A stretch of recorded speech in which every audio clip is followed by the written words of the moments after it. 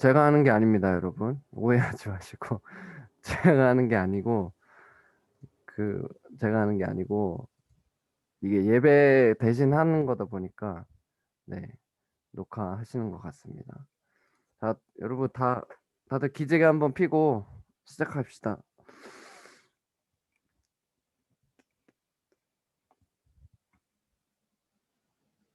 진리 형 왜 안 해요? 보여요.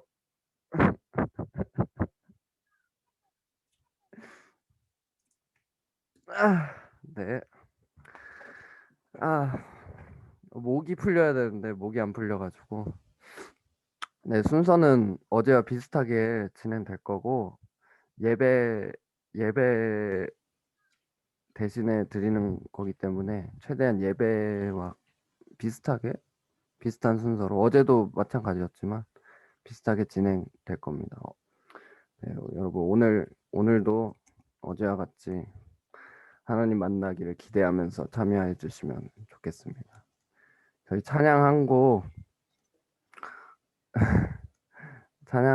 부르면서 시작하겠습니다.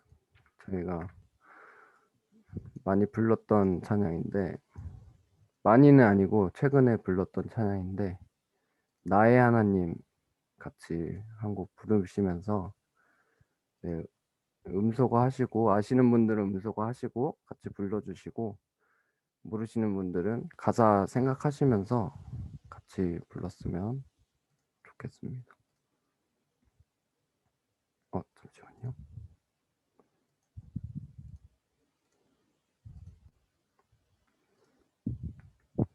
찬양 같이 부르시겠습니다.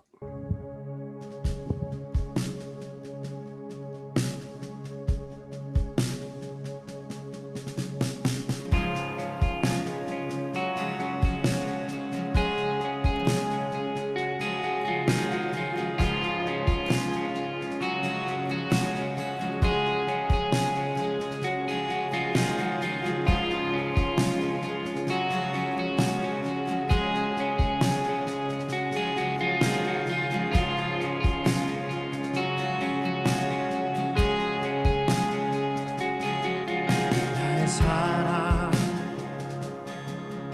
너는 어여쁘고 참 귀하다. 어느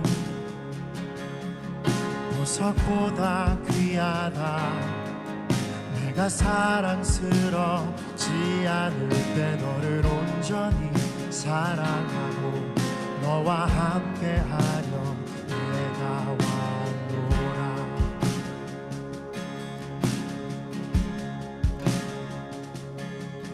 주의 사랑, 이 사랑은 결코 변치 않아. 모든 계절 돌보시네. 푸른 마르고 꽃은 시드나 주의 말씀은 신실한 실수가 없으신 주만 바라라. 주님의 나라와 뜻이 나의 삶 속에 임하시며 주님 알기를 주만 보기를 소망해.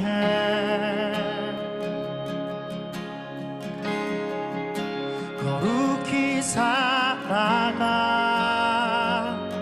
힘과 두려움 없는 믿음 주신 나의 하나님, 완전한 사랑 찬양해.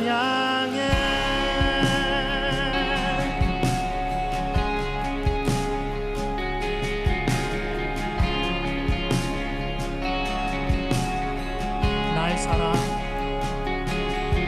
나의 사랑 너는 어여쁘고 참 귀하다. 어느 보석보다 귀하다. 내가 내가 사랑스럽지 않을 때 너를 온전히 사랑하고 너와 함께하려 내가 왔노라.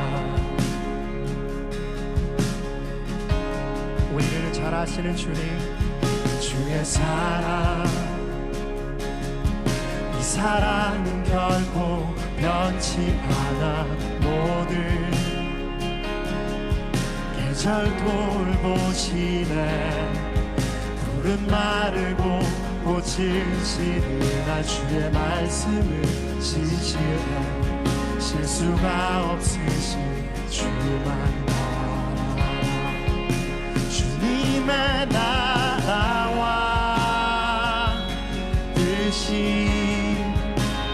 나의 삶 속에 임하시며 주님 알기를 주만 보기를 소망해.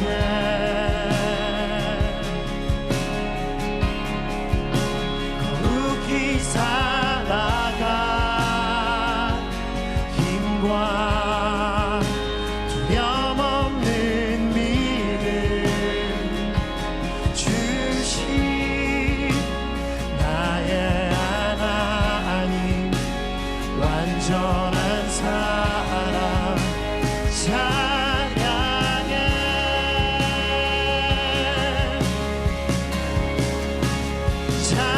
찬양하리 만군의 주 영원히 함께하시네. 존귀하신 사랑의 왕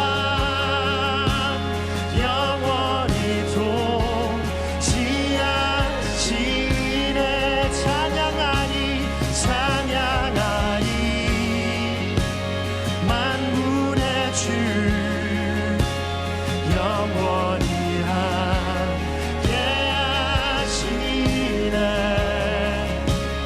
존귀하신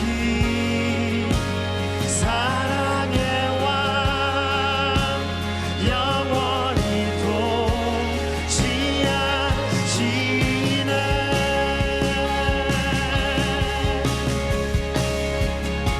주님의 나라와 뜻이 나의 삶 속에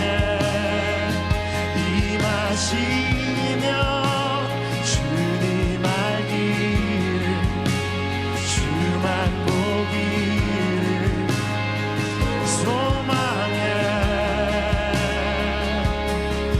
주님과 같이 거룩히 살아가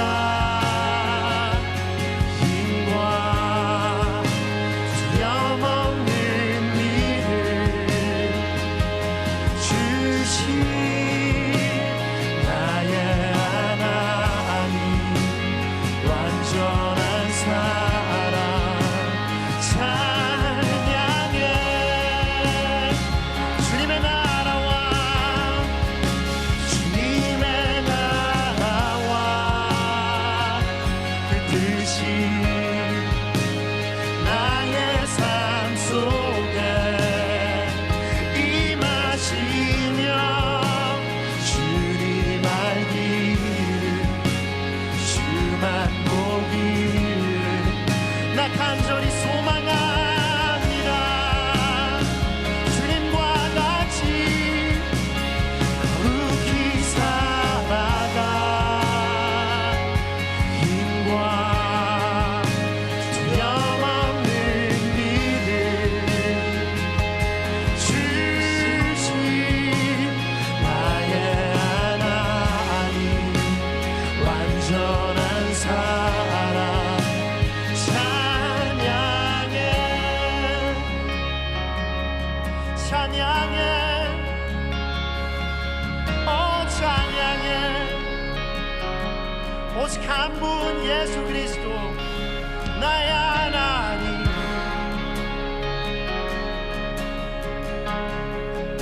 주님의 나라와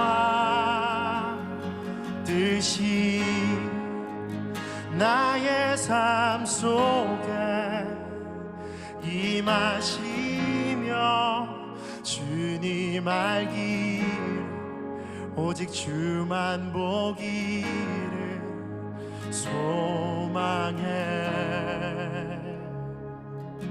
주님과 같이 거룩히 살아갈 힘과 두려움 없는 믿음 주신 나의 하나님, 그 완전한 사랑 찬양해.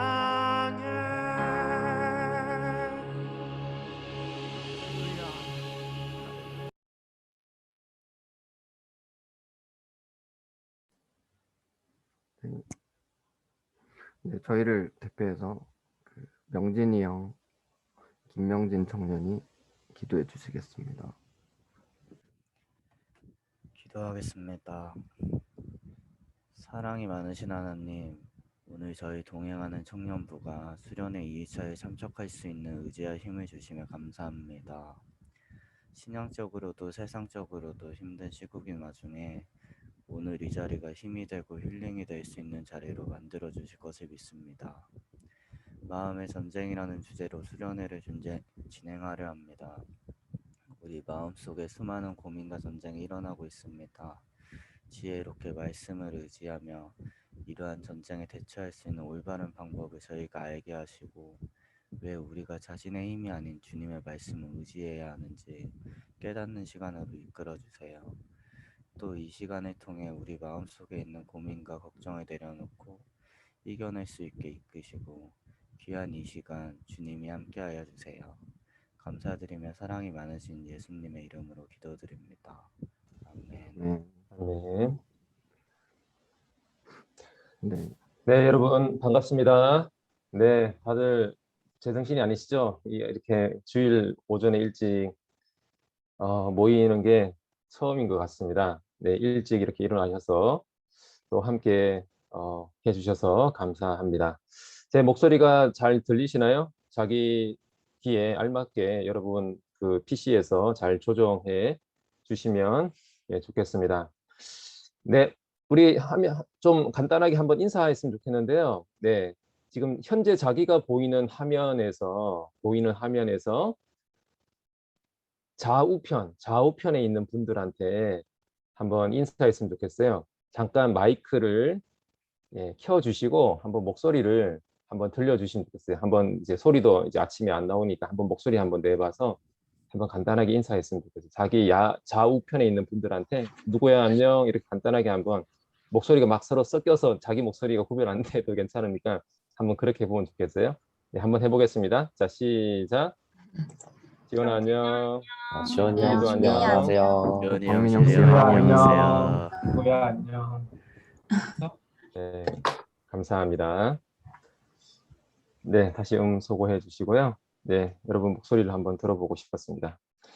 자, 오늘 다룰 주제를 같이 나누도록 하겠습니다. 오늘 다룰 주제는요, 마음의 전쟁이고요. 화면 공유를 좀 하겠습니다.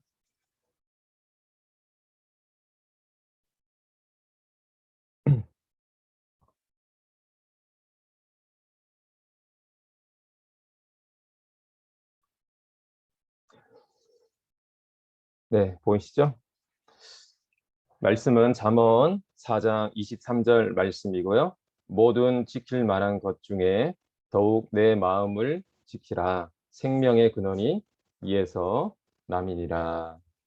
아멘. 워크북을 가지고 계신 분들은 8페이지를 보시면 되겠고요. 없으신 분들은 그냥 화면을 보면서 같이 하면 되겠습니다. 마음의 전쟁인데요. 네 가지를 다루려고 합니다. 예수님께서 이 땅에 오신 이유, 그리고 두 번째는 자유와 풍성한 삶의 장애물, 마음의 견고한 진에 대해서 같이 나눌 거고요. 그리고 이 마음의 견고한 진을 무너뜨리는 전쟁 지침에 대해서 살펴보겠습니다. 그리고 다시 자유와 풍성의 삶으로 우리가 어떻게 나아갈 것인지를 같이 나누도록 하겠습니다. 오늘 현이가 그 공유해준 찬양 너무 좋더라고. 현이의 그 찬양 컨셉을 엿볼 수 있었어요. 너무 좋았는데 그 찬양 중에 가사 중에 두려움 없이 살아갈 힘, 예. 그리고 또 뭐였죠? 또 이렇게 세상을 향해서 이렇게 믿음으로 살아갈 이제 그런 부분들을 얘기하는 가사가 와닿았어요. 그게 하나님의 사랑을 깊이 경험할 때 우리가 이 세상에서 두려움 없이 또 믿음으로 살아갈 수 있겠구나. 이제 그런 이제 마음이 많이 들었는데, 하나님이 실제로 우리를 그렇게 불러주시는 거죠. 하나님의 사랑 안에서 그런 삶으로 우리를 부르셨는데, 실제 우리의 삶은 이제 그러지 못한 상황 가운데 놓여 있을 경우가 많습니다. 왜 그런가? 이런 부분들을 같이 다루어 보겠습니다. 예수님께서 이 땅에 오신 이유는 말씀을 보면 자유입니다. 예수님은 자유를 주시기 위해서 오셨어요. 누가복음 4장 18절에 그렇게 말씀되어 있죠. 주의 성령이 내게 임하셨으니 이는 가난한 자에게 복음을 전하게 하시려고 내게 기름을 부으시고 나를 보내사 포로된 자에게 자유를, 눈먼 자에게 다시 보게 함을 전파하며 눌린 자를 자유롭게 하고 주의 은혜의 해를 전파하게 하려 하심이라 하였더라. 예수님이 우리에게 자유를 주시기 위해서, 자유롭게 하기 위해서 오셨다라고 되어 있어요. 갈라디아서 5장 1절에도 비슷한 말씀이 있는데요. 그리스도께서 우리를 자유롭게 하려고 자유를 주셨다. 그래서 다시는 종의 멍에를 매지 말라. 예수님은 우리를 자유롭게 하려고 자유를 주셨다라고 말씀하고 있습니다. 그러면 풍성한 삶이란 뭘까요? 요한복음 10장 10절에 도둑이 오는 것은 도둑질하고 죽이고 멸망시키려는 것뿐이요 내가 온 것은 양으로 생명을 얻게 하고 더 풍성히 얻게 하려는 것이라. 예수님은 자유를 주시기 위해서 오셨는데 또한 예수님은 우리에게 풍성한 삶을 주시기 위해서 오셨습니다. 네, 이게 극명하게 대조가 되죠. 사탄은 우리를 죽이고 멸망시키려는 목적을 가지고 있지만 예수님은 우리로 하여금 생명을 얻고 더 풍성한 삶을 살게 하려고 오셨다라는 것이죠. 영어 성경에 보면 이렇게 have it to the full, 그러니까 우리의 삶이 충만해지도록 그렇게 하신다라고 표현하고 있어요. 그리고 예수님은 세 번째로 마귀의 일을 멸하기 위해서 오셨습니다. 요한일서 3장 8절에 보면 죄를 짓는 자는 마귀에게 속하나니 마귀는 처음부터 범죄함이라. 하나님의 아들이 나타나신 것은 마귀의 일을 멸하려 하십니다. 그러니까 예수님이 나타나신 것은 마귀의 일을 멸하기 위해서 오셨다라고 말씀하고 있죠. 여기서 마귀의 일은 아까 요한복음 10장 10절에서처럼 도둑질하고 생명을 죽이는 것이 마귀의 일이에요. 근데 예수님은 이 마귀의 일을 멸하는데 이 멸하다라는 원어의 의미는 풀어주다, 석방해서 자유롭게 하다 이런 의미가 담겨져 있습니다. 그래서 마귀의 일을 멸한다라는 것은 마귀의 사탄에게 묶여 있는 도둑질하고 생명을 죽이는 마귀의 그 세력에 묶여 있는 것에서 풀어주신다라는 그런 의미를 가지고 있습니다. 그래서 예수님은 자유를 주시고 우리에게 풍성한 삶을 주시고 마귀의 일을 멸하기 위해서 이 땅에 오셨습니다. 그런데 우리는 자유와 이 풍성한 삶을 살지 못하고 있는 거죠. 왜 그럴까요? 우리가 풍성한 삶, 자유한 삶을 살아갈 때 장애물이 있는데 그것이 마음의 견고한 진입니다.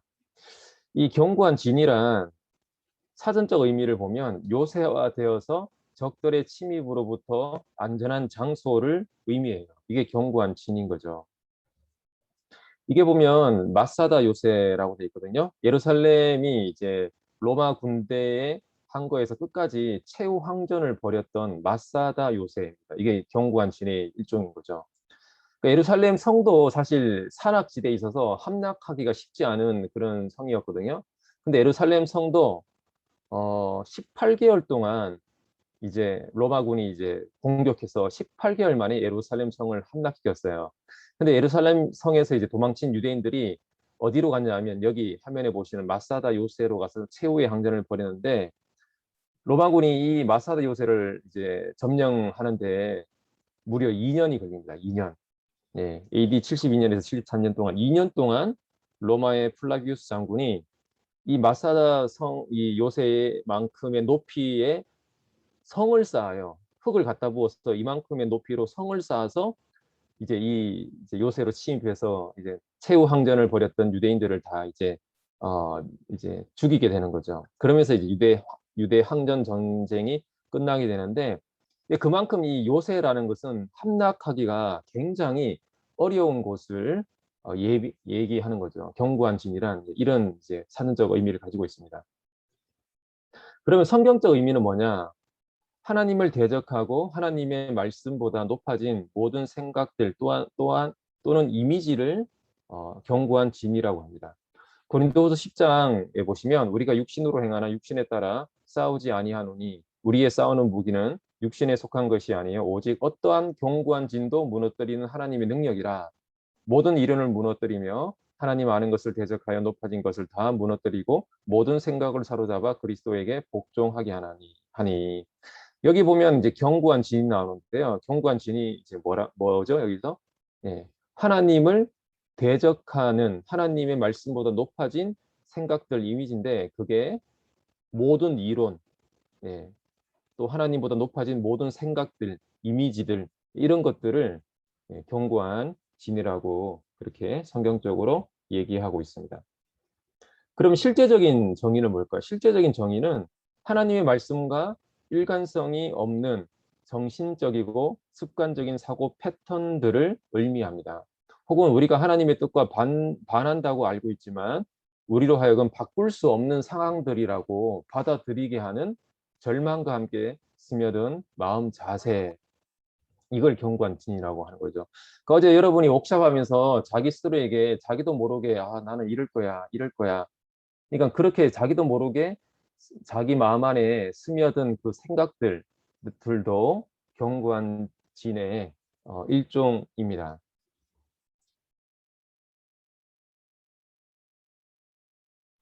그럼 이 견고한 진은 왜 생길까요? 이 견고한 진의 이유는 첫 번째는 세속적인 세상이에요. 그러니까 세계관이 변하지 않은 채로 교회를 다니면 여전히 우리는 세속적인 세계관을 갖고 사는 거죠. 그런 세속적인 세계관도 견고한 진의 일종입니다. 예전에 그런 일이 있었다고 해요. 충영교회 아시죠? 서울에 있는 충영교회 큰 교회인데 그곳에 마당에 충영교회 마당에 대리석으로 만든 성경을 크게 이제 돌로 조각해서 이제 만들어 놓은 거죠. 성전을 새로 짓고 나서 이제 기념품 이제 조각처럼 대리석 성경을 크게 만들어 놨어요. 근데 나이 드신 고사님들이 새벽기도 이렇게 왔다가 가면서 그 대리석 성경의 조형물을 이렇게 뺑뺑뺑뺑 돌면서 기도를 하더라는 거죠. 담임 목사님이 그걸 보면서 그러니까 그 불교나 그 뭐죠? 그 라마 불교 거기 티벳 이런 데 가면 경전이 있어요. 불교 경전이 있는데 그거를 이렇게 사람들이 이렇게 손으로 막 돌리고 그 경전을 사람들이 돌아요. 주변을 돌면서 이렇게 돌아요. 그러면 그걸 몇 번씩 돌면 내가 이 경전을 읽은 거와 똑같다. 공적을 쌓았다. 이런 이제 의미로 도는 거거든요. 그러니까 이 성경 대리석 돌 기념물을 이제 권사님들이 막 돌면서 이렇게 기도하니까 그래서 이제 안 되겠다 싶어서 중앙교회에서 이제 그 대리석 만든 성경 이제 대리석 조형물을 부셔버렸습니다. 이게 어떻게 보면 샤머니즘적 그런 이제 요소를 띠게 될 가능성이 있기 때문에 그런 일이 있었다고 합니다. 그러니까 우리는 교회를 다니지만 세속적인 사고방식 혹은 샤머니즘적 사고방식으로 신앙 생활을 할 수 있는 거죠. 그러니까 실제로는 그 사람 안에 기독교 신앙이 담겨 있는 게 아니라 다른 세계관이 그 사람의 생각과 마음을 차지하고 있는 겁니다. 제가 예전에 한번 말씀드린 것 같은데 이렇게 신실한 이제 뭐 부모님이랑 자녀가 이제 같이 길거리를 가다가 이제 자녀랑 이제 뭐 공부 뭐 학업 문제로 막 서로 이렇게 다투고 얘기하고 있어요. 너 공부 이렇게 안 하냐? 공부 열심히 해야 된다 이렇게 막 하고 있는데 어느 날 지나가다 청소하시는 분을 본 거죠. 그래서 이 부모님이 공부하라는 경각심을 주기 위해서 너 공부 열심히 안 하면 나중에 저는 청소부 하게 돼. 그러니까 열심히 공부해야 돼. 이렇게 이제 얘기를 할 수 있는 거죠. 그렇게 얘기를 한 거는 사실 유교적인 세계관에 가깝습니다. 유교적인 세계관. 예. 기독교적인 세계관은 직업에 기천이 없는 거죠. 어떤 직업이든 하나님 부르신 곳에서 자기가 맡은 재능과 은사를 가지고 하나님을 위해서 열심히 이제 직업 세계에서 일하면 되는 건데, 유교적인 세계관은 직업에 대한 기천이 있거든요. 그러니까 우리는 실제로는 기독교인이고 교회를 다니고 또 믿는다고 하지만 실제적인 생각과 사고방식, 행동, 태도는 다른 세계관을 갖고 살아갈 수가 있는데, 그게 다 어디서부터 오느냐, 사실 세상 사랑에서 오는 겁니다. 세상 사랑. 이 세상 사랑을 요한 1서에서는 육신의 정욕, 안목의 정욕, 이생의 자랑이라고 그렇게 얘기하고 있습니다. 내 육신이 하고 싶은 거, 내 눈이 보고 싶은 거. 그러니까 수많은 지금 청년들이 눈이 보고 싶은 거를 채우기 위해서, 안목의 정욕을 채우기 위해서 수없이 핸드폰을 보잖아요. 짤방들을 보고 재미있는 것들을 보고, 이제 그것도 어떻게 보면 안목의 정욕인 거죠. 그리고 이생의 자랑, 내가 가진 것을 자랑하고 싶은 거. 여기서부터 오는 영향력을 자기 생각과 마음에 담아두고 그걸 표현하면서 살아가는 그런 경우들이 사실 신앙인 안에도 많이 있습니다. 그래서 경관진의 원인은 세속적인 세상에서부터 오고요. 두 번째는 마귀의 역사로 인해서 이 경관진이 생기기도 합니다. 마가복음 3장 6절에 보면 이런 말이 있어요. 바리새인들이 나가서 곧 헤롯당과 함께 어떻게 하여 예수를 죽일까 의논하니라, 이렇게 돼 있어요. 그러니까 예수님이 안식일에 병자를 치유하니까 바리새인들이 열받아서 예수님을 죽일까 의논하는데, 그런 거죠. 그러니까 예수님을 가장 죽이고 싶은 세력은 마귀예요. 마귀, 사탄인데, 마귀의 역사를 마치 내가 말하고 행동하는 것으로 인식할 수 있습니다. 그러니까 바리새인들을 통해서 예수님을 죽이려고 했지만, 이 바리새인들은 그런 예수님을 죽이고자 하는 생각들이 마귀가 이제 충동질한 그런 생각들이었던 거죠. 이런 말씀도 있어요. 마귀가 벌써 시몬의 아들 가룟 유다의 마음에 예수를 팔려는 생각을 넣었더라. 그러니까 마귀가 가룟 유다의 마음에 예수님을 팔아라라는 생각을 넣어주었다는 거죠. 또 누가복음의 말씀 보면 예수를 보고 부르짖으며 그 앞에 엎드려 큰 소리로 불러 이르되 지극히 높으신 하나님의 아들 예수여, 당신이 나와 무슨 상관이 있나이까? 당신께 구하노니 나를 괴롭게 하지 마옵소서. 그러니까 그라사 강인이 예수님을 만나서 이렇게 하는 얘기예요. 그러니까 마귀의 역사로 말미암아서 하나님은 나를 괴롭히시는 분으로 인식하면서 이렇게 얘기하고 있는 겁니다. 그러니까 마귀의 역사로 인해서 우리 안에 이러한 견고한 진들이 또 형성될 수도 있습니다. 세 번째는 인간의 연약함 때문에 그런데요. 이 부분이 사실 제일 많습니다. 예. 인간의 재성과 부정적 경험들을 통해서 우리 안에는 견고한 진들이 형성 주로 되는데요. 예레미야 그 2장 13절에 보시면 내 백성이 두 가지 악을 행하였나니 곧 그들이 생수에 권원되는 나를 버린 것과 스스로 웅덩이를 판 것인데 그것은 물을 가두지 못할 터진 웅덩이들이니라, 이렇게 말씀하고 있습니다. 그러니까 우리는, 이 인간은 터진 웅덩이에다가 계속 이제 물을 채우려고 하는데 그게 안 채워지는 거죠. 하나님을 떠난 인간의 모습이 이렇다는 거예요. 하나님 안에서만 우리가 온전히 채워지고 충족될 수 있는데 그러지 못하고 각종 다른 것들을 통해서 우리의 영혼에 만족감을 주려고 채워간다는 거죠. 그래서 우리 인간들한테는 각종 중독과 부정적인 경험들이 살아가면서 계속 쌓이게 됩니다. 그러니까 사람들이, 중독이 없는 사람들이 없는 것 같아요. 요즘은 핸드폰 중독에서부터 시작해서 뭐 여러 가지 각종 중독에 빠져 있습니다. 그 중독적인 행동을 할 때만큼은 만족을 경험할 수 있다라고 믿는 거죠. 예전에 그 거짓말도 중독이 된다라는 것을 제가 이제 경험한 적이 있는데, 제가 예전에 청년 때 교회를 새로 갔어요. 서울로 이제 올라와서, 제가 지방에 살다가 서울로 올라와서 교회를 새로 갔는데, 그곳에 한 이제 누님이 저를 잘 챙겨줬어요. 저보다 한 살 많은 누님이 잘 챙겨줬어요. 이렇게 밥도 사주고 차도 사주고 가끔 이렇게 새로운 이제 서울 생활을 하는 저에게 이제 잘 생활 정착 잘하라고 뭐 이렇게 이것저것 잘 도와줬어요. 그래서 저는 그때 그 누님이 굉장히 이제 고마웠거든요. 예.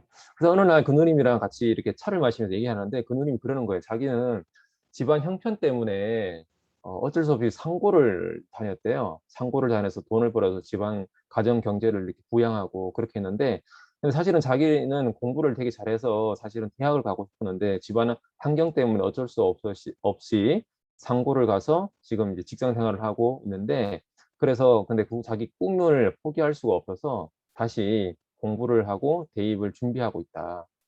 연세대를 가려고 자기는 지금 준비하고 있다. 이렇게 얘기를 하는 거예요. 그래서 저는 그때 되게 존경스러웠어요. 그 누님이.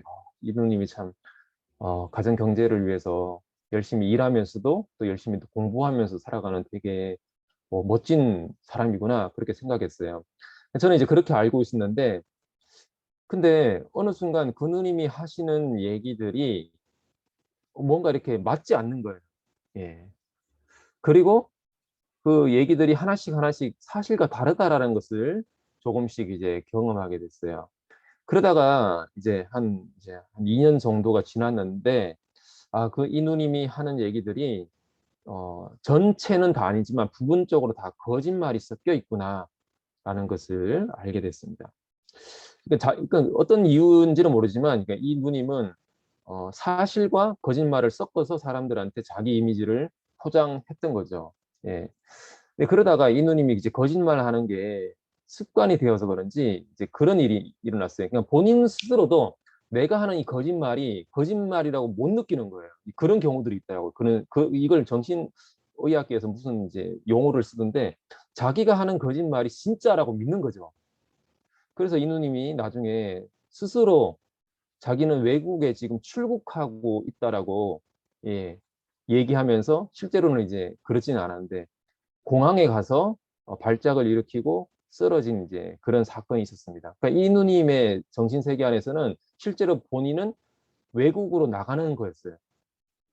그러니까 이 거짓말도 반복적으로 계속 하다 보면 그게 점점 부풀려지고 커지고 그게 진짜 사실인 것처럼 그렇게 되더라고요. 그러니까 거짓의 그 견고한 진이 한 사람의 그 삶의 영역을 전부 이렇게 장악해 버리는 쪽으로 점점 가게 되는 거죠.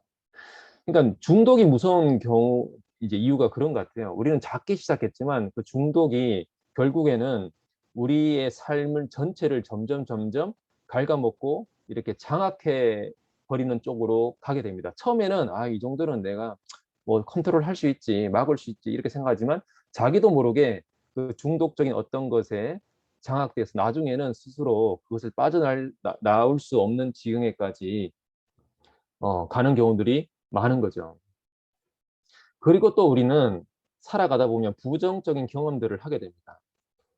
그런 경우 있죠? 우리의 부모님들을 보면서 나는 결혼 안 해. 우리 부모님 맨날 싸우고 맨날 저렇게 보면 나는 결혼 안 할 거야.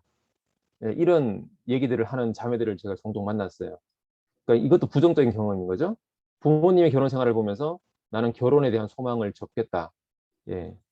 혹은 우리가 살아가면서 경험했던 수많은 관계와 상처들을 경험하면서 그 상처를 투사하면서 하나님을 원망하고 자기를 비난하는, 그런 식으로 갈 수도 있습니다. 이런 이게 인생의 부정적인 경험들을 통해서 우리 안에 이런 견고한 진들이 형성되는 경우들이 굉장히 많습니다. 근데 여러분 주의할 사항이 하나 있는데, 아까 사탄에 대해서 제가 얘기했는데 사탄에 대한 얘기를 하면 좀 무서워하는 분들이 가끔 있더라고요. 근데 사탄을 절대 무서워할 필요가 없어요. 어제도 얘기했다시피 사탄은 하나님의 백성을 건드리지 못합니다. 하나님이 더 세요. 그걸 믿어야 되는데 그걸 이제 못 믿으면 무서운 거죠. 사탄은 전능하지도 않고 전지하지도 않습니다. 이걸 잘 기억하셔야 돼요. 사탄이 물론 이제 능력이 있죠. 능력이 있어요. 근데 하나님만이 전능하시고 하나님만이 모든 것을 아십니다. 사탄은 전능하지도 않고 전지하지도 않습니다. 그런데 사탄은 인간을 파멸시키는데 전문가예요. 아까 얘기했죠? 도둑이 오는 것은 도둑질하고 멸망시키려 온다라고 했죠. 사탄은 우리 인간을 도둑질하고 파멸시키고, 생명을 빼앗는 것에 전문가입니다. 그러니까 이걸 우리는 기억할 필요가 있어요. 그 사탄이 여러분들이 어떤 죄를 지었고 여러분들이 마음속으로 지금 생각하는 나쁜 생각, 안 좋은 생각, 마음에서 일어나는 것들을 사탄이 다 알 수 있을까요? 예, 몰라요. 사탄은 전지하지 않다고 했죠. 사탄은 몰라요. 그러니까 사탄은 여러분이 마음속으로 악한 생각이나 뭐, 뭐 악한 어떤 계획들을 하고 있는 거, 뭐 이렇게 제 생각들 하고 있는 거를 다 모릅니다. 하나님만이 아시죠. 사탄은 몰라요. 그런데 사탄은 인류 역사 동안 인간을 파멸시켜온 그 데이터베이스가 엄청납니다. 엄청나서 여러분이 말로 내뱉든지 행동으로 표현하기 전까지는 잘 모르지만 사탄도, 하지만 여러분이 하는 말과 행동 패턴을 조금만 관찰해도 아, 얘가 지금 마음속으로 뭘 계획하고 있구나. 잘 됐다. 내가 망가지도록 도와줘야지. 그러니까 이 데이터베이스가 사탄은 엄청나게 많기 때문에 우리의 연약함을 너무나 잘 알고 있습니다. 우리의 어느 부분을 찌르면 얘가 비명을 지르고 망가지는지 너무나 잘 알고 있어요. 어느 부분을 찌르면 얘가 수치심과 이렇게 자기 비난으로 가는지 숨어버리는지 너무나 잘 알고 있어요. 그래서 우리가 이 사탄의 전략을 잘 파악할 필요가 있는 거죠. 이걸 먼저 좀 기억하시면 좋겠고요. 견고한 진이 우리 안에서 어떻게 형성되는지 예를 좀 들어볼게요. 대체로 두 가지가 있습니다. 거절감으로 인한 견고한 진이 있고요. 반항으로 인한 견고한 진이 있어요. 거절감은 자기 연민, 자기 혐오, 비난, 무기력, 무관심, 실패감, 두려움, 수치심, 낙심, 우울증, 이런 종류들이 거절감에서 비롯되는 견고한 진들의 예고요. 또 반항으로 이제 일어나는 견고한 진들은 분노, 적개심, 자만심, 궤변, 경쟁심, 조작, 원망, 완고함, 이런 형태들이 있습니다. 여러분, 그 혹시 어린아이들 조카들을 한번 이렇게 관찰해 보시면 이제 아는데, 어린아이들은 부모님한테 혼날 때, 자기가 감당할 수 없는 것에 대해서 혼을 날 때는 그 순간 생각을 꺼버립니다. 그 순간 혼나다가 잠들어 버려요. 왜냐하면 자기가 감당할 수 없는 그 부모님으로부터의 그 혼남, 이렇게 그게 오면 정서적으로 감당할 수 없기 때문에 그 순간 자기의 생각을 꺼버리는 경우들이 종종 있습니다. 왜냐하면 자기도 이제 부모님한테 혼나는 이유를 알긴 아는데 그것을 고칠 수가 없거든요. 예. 근데 이게 습관이 되면 나중에 어떻게 되는지 아십니까? 어른이 되어도 정서적인 고통이 밀려올 때마다 생각을 꺼버리고 자버립니다. 이게 습관이 되면 어른이 되어서도, 그러니까 어른이 되어서 우리 살아갈 때 인생에 어떤 쓴맛들이 있잖아요. 어려움도 생기고. 그러면 보통은 어려움이 생겨도 그것을 마주하고, 아, 이게 아프구나, 어렵구나. 하지만 이걸 내가 감내하고 마주서서 이렇게 노력해서 그걸 이제 넘어봐야 되잖아요. 성인이라면 그걸 넘어가는 훈련들을 해야 되는데, 그걸 어릴 때 안 하고 그것을 숨어버리는 습관들을 계속 해오면 어른이 되어서도 똑같이 계속 그렇게 하는 거죠. 이런 것들이 일종의 우리 안에 생기는 견고한 진의 형태입니다. 뭐 예를 들면 이런 거죠. 자기 혐오, 자기를 싫어하고 미워하는 거. 그러니까 요즘 청년들 보면 자기를 비난하는 경우들이 되게 많아요. 왜냐하면 이 사회 속에서 지금 우리가 취업도 안 되고 너무 진로를 찾아가기도 힘들고 경쟁에서 밀려나고, 그러니까 이게 너무 심하다 보니까 다른 사람을 탓하는 사람도 있겠지만 대체로는 아, 내가 이것밖에 안 되는구나라고 자기 비난을 하는 경우들이 굉장히 많죠. 근데 이게 반복되면 이게 견고한 진이 되는 겁니다. 무기력, 어떠한 일을 감당할 수 있는 기운과 힘이 없음. 아까 얘기했죠? 고통이 밀려올 때마다 그냥 신경을 꺼버려요. 이런 식으로 반응하는 경우도 있고요. 실패감, 일이 잘못되거나 한 대로 되지 않는 것에 대한 두려움. 그러니까 뭘 하려고 하면 아, 나는 안 될 거야. 실패할 거야. 이렇게 깔고 가는 거죠. 그래서 이렇게 거절감으로 생겨난 마음의 견고한 진들이 최종적으로 지향하고 있는 결과는 자살이에요. 그렇겠죠. 거절감을 계속 키워가고 그게 견고한 진으로 형성하면 결국은 누구를 거절하겠어요? 자기를 거절합니다. 자기를 거절하는 것이 자살이에요. 그러니까 자기 거절의 최종적인 종착역은 자살을 지향합니다. 실제로 육신의 목숨을 끊든지 육신의 목숨을 끊지는 않지만 정서적으로 계속 자기를 죽이는 방식으로 살아가게 되는 거죠. 그것도 일종의 자살인 거죠. 반항, 두 번째는 반항. 분노, 분개 몹시 성을 내는 거죠. 적과 싸우고자 하는 마음, 이런 것을 얘기합니다. 저번에 얘기한 것 같은데, 대체로 우리가 이게 외부의 어떤 일이라는 충격을 받으면 1만큼의 화를 내야 되는데, 일이라는 충격을 받으면 100으로 화를 내는 사람이 있어요. 그러니까 분노와 적개심이 그 마음속에 경관진으로 자리 잡은 사람들은 격렬한 그 분노를 표합니다. 조작, 다른 사람을 자기 마음대로 다루어 부리는 것을 의미하는데요. 그러니까 이것도 습관이 되고 반복적이 되면 사람들을 조종하는 형태로 관계 맺는 방식으로 살아가게 되는 거죠. 원망, 못마땅하게 여기어 탓하거나 불평을 하고 미워함. 히브리서 12장 15절 말씀 보면 너희는 하나님의 은혜에 이르지 못하는 자가 없도록 하고 또 쓴뿌리가 나서 괴롭게 하여 많은 사람이 이런 말미암아 더럽게 되지 않게 하며. 쓴뿌리가 난대요. 그러니까 우리가 상처를 받으면 우리 마음 안에 쓴뿌리가 나서 괴로워지고 많은 사람들이 이로 말미암아 더럽게 되는데 그 쓴뿌리 중에 하나가 원망입니다. 원망. 그러니까 우리가 원망을 키워가고 원망하는 것이 습관이 되고 그게 우리 마음의 경관지 되면 쓴뿌리가 되는 거죠.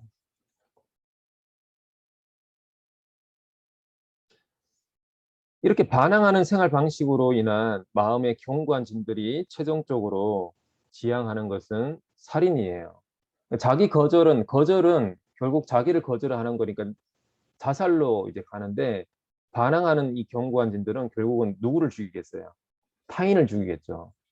그게 살인이에요. 그러니까 타인을 꼭 뭐 육체적으로 죽이는 것뿐만이 아니라 타인의 그 정서, 그러니까 우리의 수많은 말을 통해서 행동을 통해서 타인을 공격하고 죽이는 방식으로 이렇게 살아가게 되는 거죠.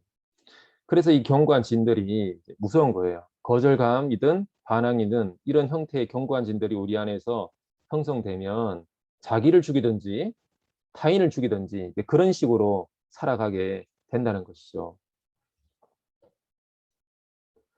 그럼 어떻게 우리가 이 경관진들을 무너뜨려야 되겠습니까? 두 가지 전쟁의 양태가 여호수아 6장에서 8장에 나와 있는데요. 여리고식 전쟁이 있고 아이성식 전쟁이 있어요. 이 여리고식 전쟁은 하나님의 지시에 의해서 하는 전쟁입니다. 철저하게 하나님이 매일 한 바퀴씩 돌아라. 여리고성을 주변을. 그리고 마지막 7일째는 7바퀴 돌아라. 그리고 함성을 질러라. 그러니까 하나님이 말씀하시는 대로 그대로 이스라엘 백성들이 그대로 행했어요. 그랬더니 여리고성이 완전히 무너져 버렸죠. 그러니까 하나님의 지시에 의해서 100% 우리가 순종함으로 성을 무너뜨리는 전쟁인데 비해서 아이성식의 전쟁은 인간의 창조적인 수행과 지혜와 분별력을 필요로 하는 전쟁입니다. 그러니까 하나님이 명령한 게 있어요. 너희들은 매복해라. 근데 어디에 매복해야 하고 어떻게 공격하라는 건지는 알려주지 않았어요. 그거는 여호수아와 이스라엘 군대가 창조적으로 짜낸 거예요. 그러니까 하나님이 알려주는 내용도 있지만 그걸 바탕으로 우리가 창조적으로 수행하면서 지혜와 분별력을 가지고 이 전쟁을 수행했던 것이 아이성식 전쟁입니다. 근데 우리 안에 이제 형성된 경관진을 무너뜨릴 때는 이 아이성식 전쟁이 필요합니다. 이 아이성식 전쟁을 적용하면 이런 거예요. 적을 파악해야 돼요. 적을. 자아 성찰을 통해서 자신의 경관진을 분별해야 됩니다. 그러니까 여러분이 이런 얘기를 처음 들으신 분들은 내 안에 견고한 진이 있다고? 그게 뭐야? 그런 게 뭐지? 이렇게 생각하실 분이 있는데 근데 있어요. 다 있습니다. 여러분의 인생을 망가뜨리고 파멸시키는 그런 요소로 작용하는 경관진들이 다 있습니다. 근데 이거를 분별하려면 자신의 감정과 정서적인 반응들, 여러분이 생활하면서 반복적으로 이렇게 표현하는 어떤 패턴들이 있잖아요. 그런 것들을 살펴보는 게 필요해요. 그리고 경관진이 어떻게 세워졌는지를 찾아보는 것들이 필요합니다. 한번 예를 들어 볼게요. 우리 인간은 태어나면서 생존, 안전에 대한 욕구, 사랑과 존중, 힘과 통제에 대한 이 세 가지 주된 욕구를 가지고 살아갑니다. 그렇죠. 태어나면 아기가 생존해야 되잖아요. 안전하다는 그런 확인을 받아야 되잖아요. 그래 부모님이 너는 안전해, 내 품에 안아주고 이렇게 그걸 확인시켜 주죠. 그리고 부모님이 사랑한다고 표현해 주죠. 그러면서 아이는 내가 사랑받는 존재구나, 존중받는 존재구나 그런 것들을 경험합니다. 근데 어린 시절에 이 경험이 충분하지 못하면 이런 이제 욕구들이 결핍이 되면 어떻게 됩니까? 성장하면서 세상에 있는 다른 것들을 통해서 이 욕구를 채우려고 집착하게 되는 거죠. 그리고 힘과 통제에 대한 욕구도 있어요. 그러니까 자라다가 보면 이제 아이들이 이제 여러분도 이제 형제 자매들이 있는 경우는 그렇죠. 내 거, 네 거 가지고 싸우죠. 장난감도 내 거, 네 거 가지고 싸우고 그런 경우들이 생겨요. 그러니까 우리는 성장하면서 내 거는 뭐고 내가 통제할 수 있는 거는 뭐냐 이런 것들에 대한 욕구들이 생기기 시작합니다. 그래서 사람들은 이 세 가지 욕구들이 다 있지만 이 세 가지 욕구 중에 어느 하나의 욕구에 더 집착하는 경향을 보이면서 살아가요. 그런데 그 욕구들이 살아가면서 어떻게 됩니까? 의식적으로 또 무의식적으로 이런 욕구들이 채워지기를 갈망하면서 살아가는데 우리의 이런 욕구들을 유발하는 사건들을 경험합니다. 우리가 살아가는 이 타락한 죄가 많은 현실 속에서 이런 욕구들을 유발하는 사건들을 경험해요. 예를 들면 학교로 갔는데 나보다 더 공부 잘하고 나보다 더 유능하고 나보다 더 멋있고 나보다 더 예쁜 어떤 선의의 경쟁자가 나타났어요. 그러면 그 사람을 보면서 질투심이 생기고 나를 향한 사람들의 존중, 인정이 저 사람한테 다 가는 거 아니야? 그러면서 이제 자기 안에 있는 사랑과 존중에 대한 욕구를 건드리는 사건들이 이런 일들이 생길 수 있는 거죠. 그러면 그런 욕구를 충족할 때도 있고 좌절할 때도 있습니다. 우리는 살아가면서. 우리가 노력해서 그런 욕구가 충족될 때도 있고 좌절할 때도 있는데 우리는 대체로 좌절을 많이 경험하죠. 충족이 되면 만족감이 생겨요. 우쭐해지기도 하고 의기양양해지고 자기 과장을 하게 되기도 하고 주제 넘고 남을 깔보기도 하고 내가 이런 사람이야. 예, 그런 이제 만족감이 생기기도 하는데 욕구의 좌절을 경험하면 어떻습니까? 고통스러운 감정을 경험합니다. 두려움, 분노, 슬픔, 수치감, 모욕감, 낙담, 증오, 혹은 강한 승부욕, 죄책감 이런 고통스러운 감정을 욕구가 좌절되면 경험하게 되는 거죠. 그러면 전형적인 반응을 하게 돼요. 이걸 방어 기제라 그러는데 그런 고통스러운 경험들이 힘들기 때문에 그거를 해소해 보려고 하는 나의 패턴들, 방어 기제가 생겨나는데 그게 교만, 탐식, 욕정, 탐욕, 분노, 권태, 슬픔, 시기, 질투 그러니까 이런 식으로 그런 고통스러운 감정들을 피해 가려고 한다는 거죠. 근데 이런 이제 방어 기제들을 발달시키면서 우리는 죄를 짓게 되는 경우들이 많습니다. 그러면서 우리는 상상 속에서 비평들을 하게 돼요. 이게 이제 중요한 건데요. 정서적인 판단과 해석을 내려요. 이런 욕구를 충족과 좌절의 경험들을 통해서 방어 기제를 통해서 살아가다가 죄를 짓고 이런 경험들이 반복되면서 우리는 정서적인 판단과 해석을 내리는데 이런 거죠. 배가 아파주겠어. 자기가 뭔데? 왜 나야? 나한테 어찌 이럴 수 있지? 아무도 날 신경 안 쓸 거야. 나는 이제 아무도 안 믿을 거야. 혹은 해도 안 될 거야. 혹은 결국 돈이 다 중요해. 결국 돈이 있어야 돼. 혹은 결국은 사람들은 외모로 뽑아. 외모로. 외모가 있어야 돼. 응? 외모가 뛰어나면 사람을 만날 수 있어. 그러니까 이런 식으로 정서적인 판단과 해석들을 자기도 모르게 내리게 됩니다.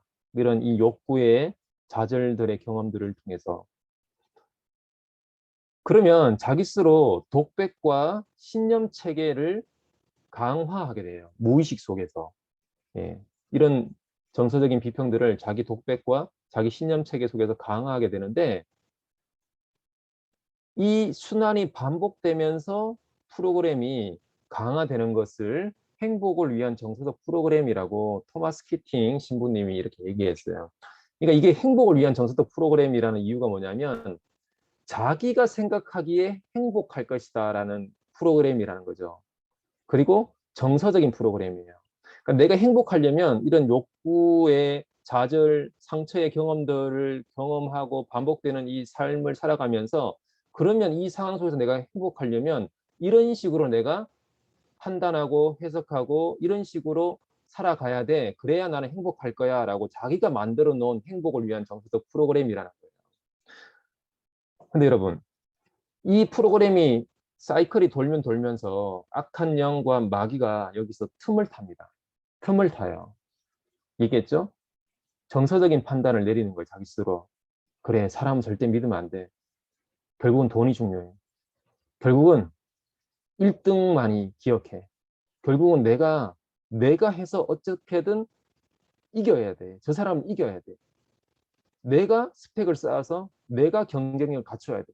그러니까 이런 식으로 자기 스스로 정서적인 판단들을 내린 것들이 반복되면 반복될수록 그 신념 속에 악한 영이 틈타 들어와서 견고한 진을 형성하도록 부추깁니다. 그러니까 이걸 사람들은 계속 반복하면서 살아가고 있는 거예요. 그러면서 견고한 진들이 형성되는 거죠. 그러니까 나는 할 수 없어. 해봐야 소용없어. 아무도 나를 믿지 못해. 나를 아무도 안 도와줄 거야. 공격당하기 전에 내가 먼저 공격해야 돼. 그러니까 이런 식으로 사람들이 살아간다는 거예요. 근데 우리 교회 오면 어때요? 하나님 우리 있는 모습 그대로 사랑하세요. 우리도 서로를 있는 모습 그대로 사랑합니다. 존중합니다. 이런 얘기 하죠. 그러면 좋은 말이긴 한데 근데 속으로는 어때요? 웃기고 있네. 이렇게 생각하는 거예요. 대부분의 사람들이 웃기고 있어. 그래 뭐 좋지 뭐 있는 모습 그대로 사랑하고 축복하고 좋지 좋은데 웃기고 있네. 세상엔 안 그래. 실제로 자기가 믿는 거는 몸은 교회에 와 있지만 실제로 자기 안에서 믿는 거는 기독교 신앙이 아닌 거죠. 이렇게 경관진들이 형성되면 그렇게 살아갈 수 있는 겁니다. 그래서 경관진이 무엇을 통해 공급되고 유지되는지를 우리는 찾을 필요가 있어요. 그러니까 내 안에 있는 왜곡된 신념을 반복하게 하는 어떤 사람, 상황, 환경이 무엇인지 어떤 사람들을 내가 겪으면서 어떤 환경과 상황 속에서 내가 내 안에 있는 이 왜곡된 신념을 반복하면서 살아가고 있는지를 찾아볼 필요가 있는 거죠.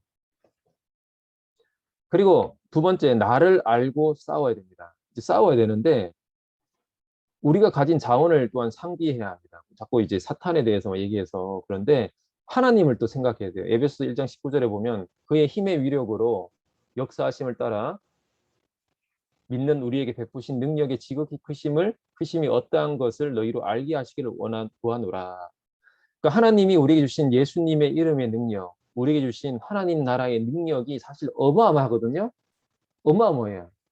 마귀의 권세를 단번에 부숴버릴 정도로 하나님의 능력은 어마어마합니다. 근데 우린 그걸 대체로 모르고 살아갈 때가 많은 거죠. 그걸 알라는 거예요. 그걸 알기 위해서 우리가 이 훈련들을 하는 거고, 이제 이런 나눔들을 하는 거고, 이렇게 하는 겁니다. 두 번째는 회개하고 대적해야 되는데, 우리 안에 생긴 왜곡된 신념, 경관진에 따라서 살아온 것을 하나님의 진리에 따라 살아오지 않은 것에 대해서 우리는 회개하고 그것에 틈타 들어온 악한 영을 대적할 필요가 있습니다. 그런데 이 회개는 견고한 지인의 공급을 끊는 가장 강력한 방법이에요. 야고보서 4장 7절에 보시면 그런즉 너희는 하나님께 복종할지어다. 마귀를 대적하라 그리하면 너희를 피하리라. 이렇게 되어 있죠? 예, 마귀를 대적해야 됩니다. 근데 이 회개라는 게 공성전 무기와 같아요. 그리고 대적한다라는 것은 예수의 이름으로 나갈 것을 명령하는데 이따가 기도문을 읽으면서 한번 그렇게 해볼게요. 닐 앤더슨이 이런 얘기를 했어요. 쟤는 우리 정원을 뚫고 들어와 우리를 물고 있는 개와 같다. 하나님은 우리가 회개하면 용서하신다. 그런데 개는 여전히 우리 정원에 있다. 왜 쫓아내지 않는가? 그래서 우리 정원에 들어와 있는 악한 세력들을 쫓아내라는 거죠. 아까 이렇게 처음에 보신 사진, 마사다 요새라는 그 요새 사진을 보셨죠? 정말 그곳을 뚫고 들어가서 공격하기가 쉽지 않잖아요. 근데 공성전 무기, 엄청난 바위돌을 날려서 이렇게 날리면 어떻게 됩니까? 그런 성도 무너지는 거죠. 회개가 그런 거예요. 우리는 회개하는 삶을 통해서 우리 안에 형성된 견고한 진들을 무너뜨리게 됩니다. 그래서 이 회개가 되게 중요해요. 근데 어떤 회개죠? 그냥 잘못했어요. 이런 회개가 아니라 견고한 지인의 왜곡된 신념을 따라서 내가 살아온 나의 삶의 패턴, 생활 방식을 회개하는 겁니다. 근데 뭐가 그런지 우리는 알아야 되잖아요. 그래서 우린 그걸 찾는 거죠. 그리고 세 번째, 하나님 말씀과 기도로 싸우라. 하나님의 말씀이 굉장히 강력한 힘을 가지고 있습니다. 어제 우리도 이제 한번 읽고 선포했는데 그게 사실 이렇게 만만한 게 아닙니다. 그걸 믿음으로 읽고 선포할 때 우리 안에 있는 견고한 진들이 무너져 내립니다. 그게 사실 하나님의 말씀이 굉장히 강력한 거거든요. 그래서 믿음으로 이것을 읽고 선포하면 좋겠어요. 이따가 할 건데 여기서 우리가 하는 핵심 주된 훈련들이 이런 거예요. 진리로 싸우는 거죠. 진리로. 그러니까 내 안에 형성된 견고한 진의 왜곡된 신념으로 내가 살아온 삶의 방식을 돌이켜서 하나님의 진리는 뭔가 그러면 하나님의 진리로 싸워야 되는데 거짓 신념이 다시 강화되려는 그 순간에 진리를 선포하고 주장하는 것, 요거를 우리가 훈련 이제 할 거예요. 이게 되게 중요합니다. 아까 그 사이클 기억하시죠? 그 사이클이 반복되려는 그 순간에 아니지.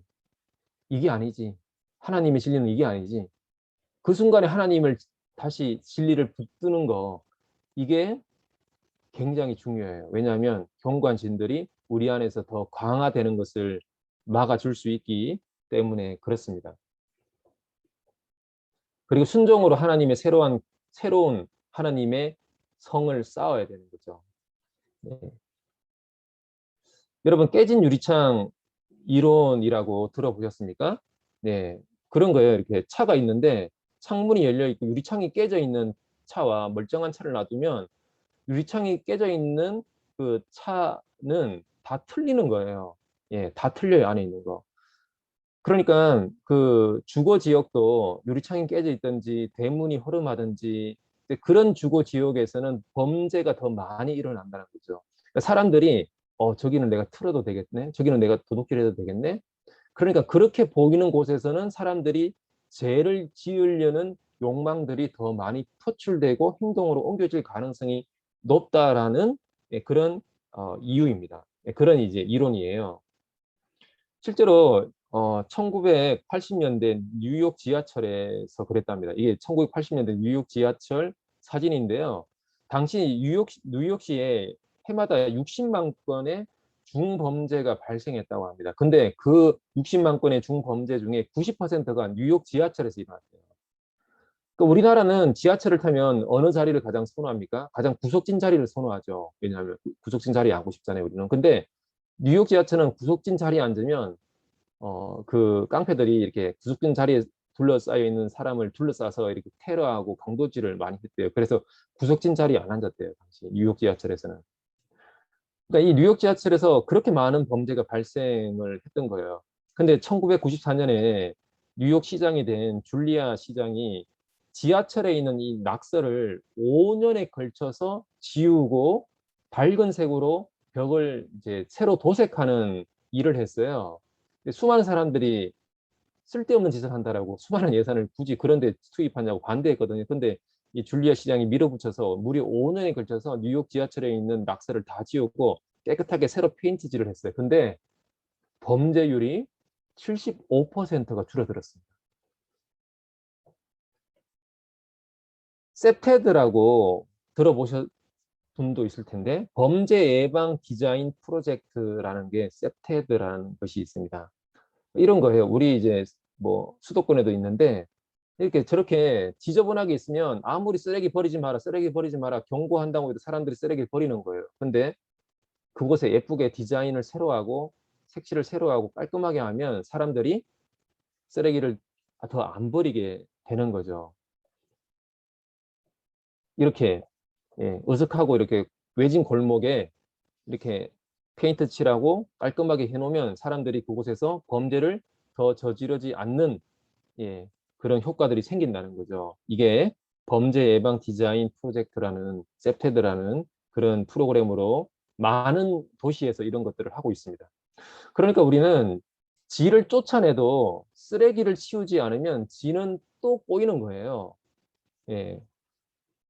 그러니까 마귀를 쫓아내도 사탄의 세력이 쫓겨나도 여전히 쓰레기가 있고 지저분하면 또 오는 겁니다. 그래서 자신의 왜곡된 신념이 아니라 말씀에 따라서 순종하는 삶을 살아가는 걸 통해서 우리 안에 있는 쓰레기를 치우지 않으면 우리 삶은 변하지 않는다는 거죠. 그래서 마음에 마귀의 낙서를 지우고 하나님을 그리는 것이 그게 진리에 대한 순종입니다. 그래서 순종이 되게 필요한 거예요. 그래서 우리가 진리를 읽고 선포하고 그걸 마음에 새기고 또 회개하고 이것을 계속 이제 훈련해 가는 겁니다. 로마서 12장 2절에 보면 너희는 이 세대를 본받지 말고 오직 마음을 새롭게 함으로 변화를 받아 하나님의 선하시고 기뻐하시고 온전하신 뜻이 무엇인지 분별하도록 하라 이렇게 돼 있죠. 우리가 하는 훈련들이 결국은 마음을 새롭게 하는 훈련이고요. 변화를 받으라라는 이 이제 원어를 보면 현재 진행 수동형 명령이에요. 예. 그러니까 계속해서 우리는 변화를 받는 삶을 살아가야 되는 거죠. 그러니까 이런 훈련들을 우리 삶 속에서 매일매일 계속해서 살아가야 되는 것이 그리스도인의 삶이라는 거예요. 저스틴 크리스프라는 사람이 우리는 시간 속에 살고 있으며 우리가 살고 있는 이 시간은 옛 것과 새 것 간의 긴장으로 채워져 있기에 변화는 계속되어야 한다라고 이렇게 얘기했습니다. 그러니까 우리는 자기도 모르게 부정적 경험과 쓴뿌리 상처들로 인해서 왜곡된 신념, 견고한 진들이 우리 안에 생기고 그 견고한 진들이 더 강화되는 방식으로 자꾸 이렇게 살아왔어요. 왔는데 이제는 하나님의 진리에 의해서 견고한 진들을 무너뜨리고 새로운 삶을 살아가야지만 변화가 되는 거예요. 그럴 때 예수님이 허락하신 새로운 삶, 풍성한 삶, 자유의 삶을 살아가고 있는 거예요. 살아갈 수 있는 거죠.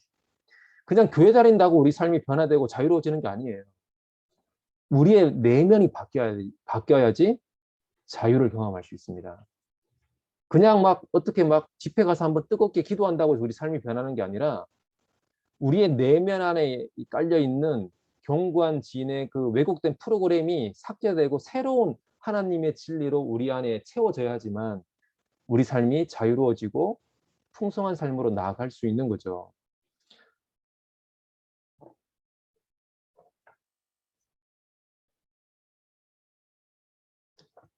다시 자유와 풍성한 삶으로 나아갈 텐데 저는 제가 인생을 살아오면서 30대 중반에 제 삶에 견고한 진, 가장 강력한 견고한 진이 두 가지가 있다라는 것을 알게 됐습니다. 그 첫 번째가 이거예요.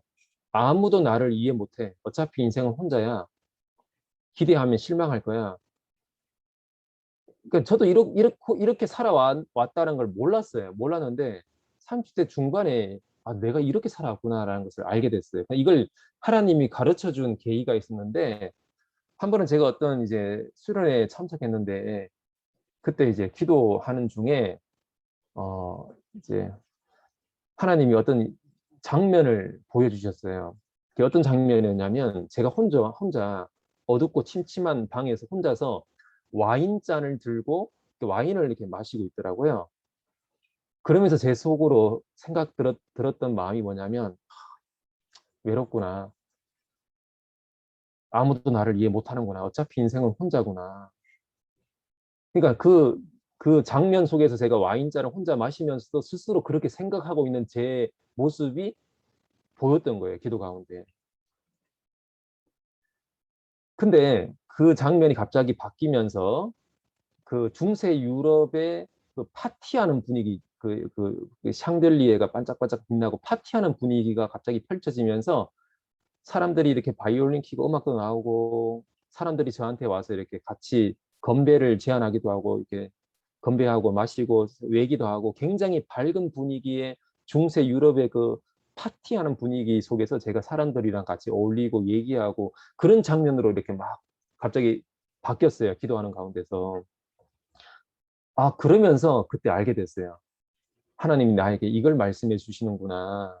나는 스스로 인생은 어차피 혼자야. 아무도 나를 이해 못할 거야. 기대하면 실망할 거야. 이렇게 살아야지. 이렇게 생각하고 살아왔던 게 그렇게 믿었던 게 나였는데 하나님은 나에게 그게 아니라고 말씀하시는구나. 너는 혼자가 아니란다. 너와 함께하는 사람들이 있고 동역자들이 있고 하나님도 함께 할 거야. 그러니까 이런 메시지를 저한테 주신 거였더라고요. 기도 가운데서. 근데 이게 이상하게도 그 다음 실현회 때 다음 기도에도 다른 방식으로 똑같이 왔어요. 어떤 거냐면 이번엔 제가 기도하는데 그 기도 가운데서 제가 빛이었거든요. 한 줄기 빛이었는데 어둠 속에서 이렇게 비춰지는 한 줄기 빛이 저였던 거예요. 그래서 똑같은 생각을 하고 있었어요. 아, 이 어둠 속에서 한 줄기 빛으로 나는 외롭게 이렇게 이 어둠 속을 여행하고 있구나. 그렇게 스스로 생각하고 있는데 갑자기 제 주변에 다른 빛들이 막 나타나서 함께 그 어두움을 여행하는 장면이 막 펼쳐졌어요. 아, 그러면서 하나님이 정말 나에게 이걸 말씀하시는 게 맞구나라고 그때 확신하게 되었던 거죠. 그러면서 제가 그 다음부터는 의식적으로 그런 마음이 들 때마다 인생은 어차피 혼자야. 아무도 날 이해 못해. 기대하면 실망할 거야. 그러니까 이런 마음이 몰려오는 어떤 경험들을 경험하잖아요. 살아가다 보면. 그 경험들, 그 생각들이 몰려올 때마다 그 행복을 위한 정서 프로그램들이 다시 돌려고 할 때마다 의도적으로 아니야. 제가 그 생각을 거부했어요. 아니야. 하나님 나한테 그렇게 말씀하시지 않았어. 하나님은 함께 하신다고 말씀하셨고 혼자가 아니라고 말씀하셨고 나와 함께하는 사람도 있다라고 말씀하셨어. 나는 이걸 믿을 거야. 그리고 사람들과 함께하면서 고립되거나 숨지 않고 나는 사람들과의 관계 속으로 나아갈 거야. 그렇게 제가 선포하고 생각하면서 실천하기 시작했어요. 그랬더니 그 후로부터 제 삶이 달라지기 시작했습니다. 그 전까지는 관계 속에서 피하고 도피하고 이렇게 움츠러들었거든요. 근데 하나님이 진리를 믿고 그렇게 믿고 나아가면서부터 그 삶이 바뀌어가기 시작했어요. 두 번째는 제 안에 이런 왜곡된 신념이 있었는데 문제가 생기면 잘못된 거야. 아무것도 시도하지 않으면 문제는 생기지 않아. 이런 신념이 있더라고요. 이것도 몰랐죠. 이것도 30대 중반에 알았는데 저는 되게 억압적인 이제 아버지 밑에서 살아서 뭐든지 하지 말라 그랬어요. 아버지는. 문제가 생길 것 같으면 위험할 것 같으면 하지 말라 그랬어요. 그래서 그게 이제 그 억압이 이제 저한테 되면서 제 안에 어떤 생각이 생겼냐면 아, 그러면 아무것도 안 하면 문제는 생기지 않으니까 그게 좋은 거구나. 그렇게 생각했던 거죠. 그래서 제 삶을 쭉 돌아보니까 그래서 지금도 좀 안타까운 게 20대 때 빨리 알았으면 20대 때 좀 더 나도 도전하고 모험해보고 그런 삶을 살았을 텐데 이걸 너무 늦게 알아서 저는 인생에 어떤 기회들이 올 때마다 그러니까 기회라는 거는 두 가지 요소가 있잖아요. 위험 요소도 있지만 새로운 모험과 창조적인 어떤 삶을 살 수 있는 어떤 요소도 되잖아요. 그러니까 기회라는 거는 인생의 기회라는 거는 두 가지 요소가 항상 공존하는데 저는 위험할 것 같으니까 하지 말아야 돼. 문제가 생기면 안 좋아. 하지 말아야 돼. 그러니까 이런 식으로 계속 반응이 왔던 거죠. 그러니까 그렇게 제 젊은 청춘의 시기를 살아오니까 인생을 제가 너무 낭비했다라는 생각이 너무나 많이 들더라고요. 이걸 알고 나서부터는. 여러분, 문제가 생기면 잘못된 겁니까? 그렇지 않죠. 문제는 생길 수 있어요. 문제가 생기지 않는 건 아닙니다. 우리가 인생을 살다 보면 문제는 생겨요. 문제는 생기지만 하나님 우리에게 말씀하시는 거는 뭡니까? 문제가 생길 수 있지만 그 문제를 통해서 우리가 배우고 성장하고 문제를 넘어가고 새로운 도전을 하고 믿음으로 또 살아가고 승리하는 삶을 살아가는 게 하나님이 원하시는 거예요. 그것을 제가 못 봤던 거죠. 하나님의 진리는 이것이었는데 그러면서부터 제 삶을 다르게 생각하기 시작했어요. 문제가 생기더라도 받아들이기로 했어요. 아, 맞아. 문제는 생길 수 있지. 문제를 받아들일 거야. 하지만 나는 이 문제 속에서 하나님의 뜻을 파악하고 문제를 마주하고 힘들지만 문제와 싸워서 믿음으로 넘어갈 거야. 그렇게 하면서 나는 더 성장할 거고 인생에 주어진 새로운 기회들을 더 창조적으로 나는 그것들을 활용할 거야. 나는 그렇게 살 거야. 그게 하나님이 나를 향한 하나님의 뜻이야. 이렇게 받아들이면서 살아가려고 노력하고 있습니다. 그러니까 이 두 가지가 제 인생을 살아가는데 내 삶을 하나님이 뜻대로 살지 못하게 하고 억압적이고 예수님이 허락하신 자유와 풍성한 삶을 살지 못하게 했던 핵심적인 제 마음의 견고한 진이었다는 것을 제가 30대 중반에 알았어요. 그래서 너무 안타까워요. 사실 좀 더 빨리 알았으면 제가 좀 더 다른 삶을 살지 않았을까라는 생각을 사실 지금도 합니다.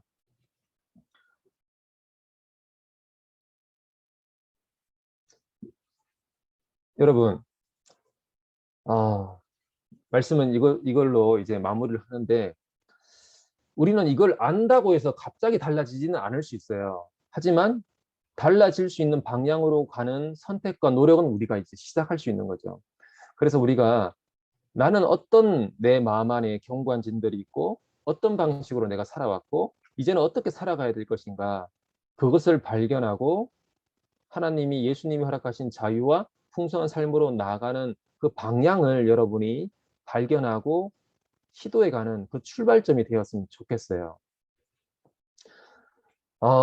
이걸로 이제 마무리를 하고 잠시 한 1분 정도 침묵하면서 하나님께 좀 기도했으면 좋겠습니다. 내 안에 들었던 말씀들 가운데서 내 안에 적용된 것들은 무엇인지, 내 안에 형성된 왜곡된 신념들은 무엇인지 그것들을 좀 생각해 보시면 좋겠고요. 주님, 하나님의 진리로 내 안에 형성된 이 견고한 분들이 무너져 갈 수 있도록 제가 새로운 삶으로 나아갈 수 있도록 주님 도와주십시오. 그런 마음으로 우리 잠시 침묵하면서 기도하도록 하겠습니다. 네, 우리 잠시 기도할게요.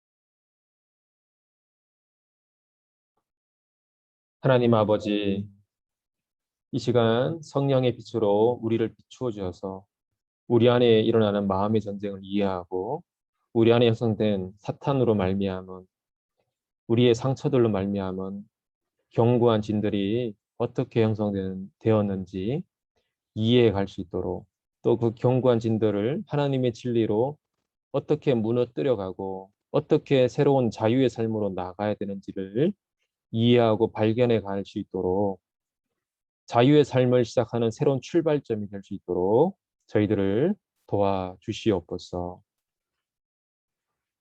지금은 우리 주 예수 그리스도의 은혜와 하나님의 극진하신 사랑과 성령님의 감화 감동 교통하심이 우리를 자유와 풍성한 삶으로 초대하시는 그 예수님의 초대에 응답해 가기를 소원하는 모든 하나님의 백성들 가운데 지금부터 영원까지 함께 하시기를 간절히 축원합니다. 아멘. 네, 예배는 이렇게 마치고 바로 이어서 워크숍을 할 텐데요. 계속 이어서 하니까 너무 피곤하시죠?